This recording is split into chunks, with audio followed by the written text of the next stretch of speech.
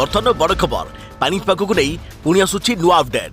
समुद्र बड़ गोटाई स्थलभाग आड़ को माड़ी माड़ी आसुची बात्या बात्या आसुची भय बढ़ुछे। सेपटे 13 जिला को प्रबल अति प्रबल वर्षा नहीं सतर्क चेतावनी। हेलो फ्रेंड्स मु शक्ति आपन देखुछंती आजिर ताजा खबर। तेबे याकु नै कोन रहिछि डिटेल्स इन्फॉर्मेशन आजिर वीडियो रे आपन माने जानि परिबे। तेबे आपन माने जानिबा पई वीडियो को शेष पर्यंत देखंतु।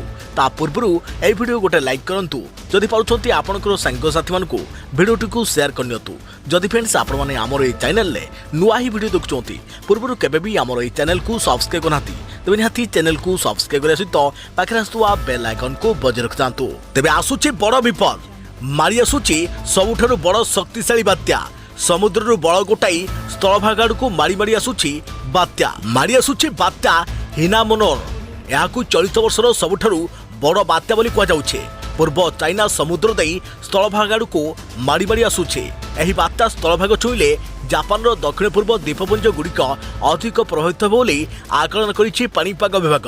एथिसह चाइनार पूर्व उपकूल रे रहितवा शहर गुड़िक प्रति मध्य अधिक विपद बात्या सृष्टि करुछे। एही सुपर टाइफून ना हिना मन रखा जाइछे। यार प्रभाव रे वर्तमान समुद्र मध्य पवनर घंटाप्रति बेग 257 किलोमीटर जहाँकि 160 माइल्स रही।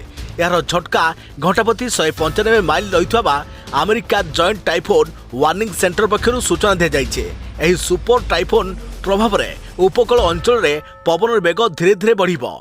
तेबे पवन को देखि समुद्र निकट रहुवा लोके एबे भयभीत। हिना मनोर प्रभाव रे समुद्र ज्वार 50 फुट बा 15 मीटर उच्चकू उठी पारे। जापान मेट्रोलॉजिकल एजेंसी यहाँ 2022 सबुठारु बड़ बात्या आख्या देइछे। जदि एपरि अवस्था बात्या स्थलभाग में माड़ हुए ताहले भयंकर क्षयक्षति होबार आशंका प्रकाश पाइछे। हांगकांग पानीपाग विभाग कहिछि जे एही सुपर टाइफोनटी जापान ओकिनावा ठारू 230 किलोमीटर रे केंद्रीभूत होइछे। यह पश्चिम दक्षिण पश्चिम दिगरे घंटाप्रति 22 किलोमीटर बेगरे रयुकयु द्वीपपुंज मुहां हेउछे। यह प्रभाव रे रयुकयु रे 200 ରୁ 300 मिलीमीटर वर्षा रेकर्ड कर जाइछे। तेबे स्थलभाग केबे पहुंचबो से विषय में वर्तमान सुधा आकलन कर जाई नाही।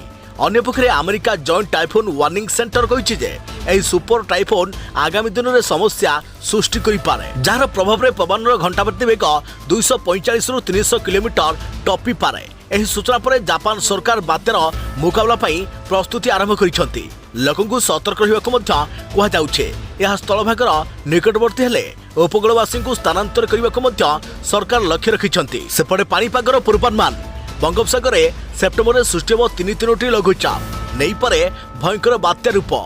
एपटे 13 जिला को सतर्क सूचना। राज्य में 3 दिन पर्यंत प्रबल वर्षा नहीं हाई अलर्ट जारी।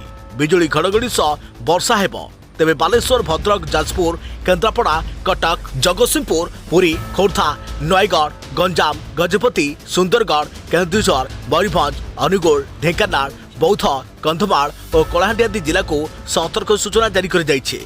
सेहिपरि सोनपुर बौद्ध नुआपड़ा बलांगीर कलाहांडी कंधमाल नवरंगपुर रायगड़ा कोरापुट मालकानगिरी गजपति गंजाम और नयगढ़ आदि जिला को सतर्क सूचना जारी कर जाइछे।